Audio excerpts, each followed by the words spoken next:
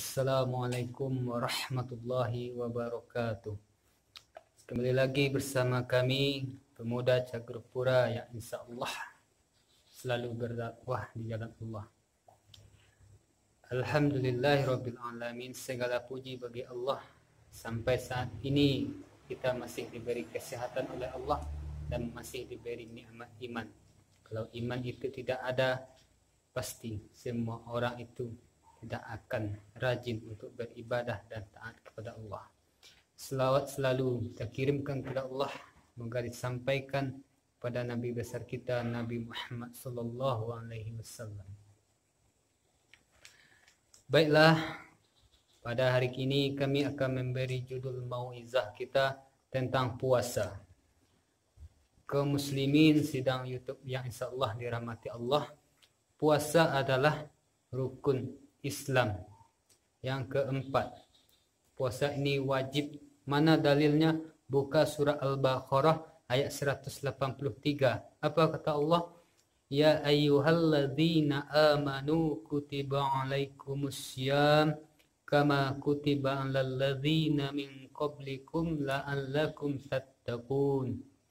Hai orang-orang yang beriman, kata Allah, yang dipanggil yang beriman, bukan orang Islam tapi orang yang beriman. Kalau kita mengaku orang Islam yang beriman, maka kita terpanggil oleh puasa ini. Diwajibkan atas kamu berpuasa, sebagaimana yang telah diwajibkan orang-orang sebelum kamu. La'allakum tattaqun, mudah-mudahan kamu bertakwa. Allah mendoakan kita, la'allakum tattaqun, mudah-mudahan kamu menjadi orang yang bertakwa.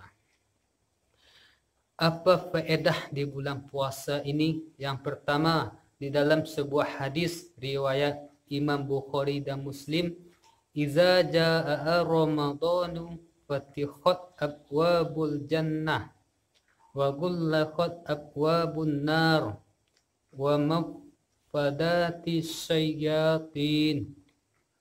Jika bulan Ramadan tiba, semua pintu surga dibuka oleh Allah dan pintu neraka ditutup dan segala setan diikat oleh Allah. Ini faedah yang pertama. Pintu-pintu surga dibuka, pintu neraka ditutup, setan dibelenggu. Setan adalah virus yang paling berbahaya. Kalau zaman kini virus corona. Corona ini adalah musiman. Apa musiman? Contoh, musim durian, musim rambutan, musim. Kalau datang tak bisa kita larang, maka dia akan pergi. Kalau setan ini adalah musuh yang nyata. Ini virus yang paling berbahaya dari dahulu sampai hari kiamat. Yang kedua, apa faedah puasa? Di bulan Ramadan ini amalan sunat dilipat gandakan oleh Allah seperti amal yang wajib. Amal yang wajib begitu pula dilipat gandakan oleh Allah Subhanahu wa taala. Dan puasa awalnya menjadi berkah, bulan ampunan, bulan suci yang penuh ampunan oleh Allah. Maka hendaknya di bulan puasa kini kita selalu memperbanyak ibadah kita. Dan yang ketiga, apa faedah puasa? Di bulan Ramadan ini ada satu malam yang namanya yaitu Lailatul Qadar, malam yang lebih baik daripada 1000 bulan. Sebab di suatu malam ketika Rasulullah berkumpul dengan sahabat, beliau melihat ke atas dan tersenyum. Sahabat bertanya, "Ya Rasulullah, kenapa engkau senyum?" Apa kata Rasulullah? "Sesungguhnya Allah telah memperlihatkan kepadaku seorang Nabi Allah yang masuk surga tanpa satu umat pun." Itu banyaknya Nabi Allah 124.000, satu masuk surga tanpa umat. Sahabat bertanya, "Siapa dia ya Rasulullah?" Rasulullah menjawab, yaitu Sami'un al-Ghazi atau disebut juga dengan Nabi Samson. Apa keistimewaan Nabi ini? Nabi ini diutus pada kaum Bani Israel, kaum yang ingkar kepada Allah. Dia mengajak untuk bertaat tapi tidak dihiraukan. Akhirnya Nabi Samson memerangi kaum ini sampai kaum ini kelelahan. Kaum muslimin, pemirsa YouTuber yang insyaallah dirahmati Allah. Raja Romawi ini kelelahan bagaimana caranya mengatasi Nabi Samson. Dia mengadakan sayembara. Siapa yang bisa menaklukkan Samson, aku beri hadiah. Akhirnya istrinya besok malam merantai Nabi Samson. Paginya ketahuan siapa yang mengikatku. Aku, kata istrinya, sungguhnya aku ingin melihat kekuatanmu. Putuslah rantai itu oleh Nabi Samson. Besok diikat lagi, begitu pula.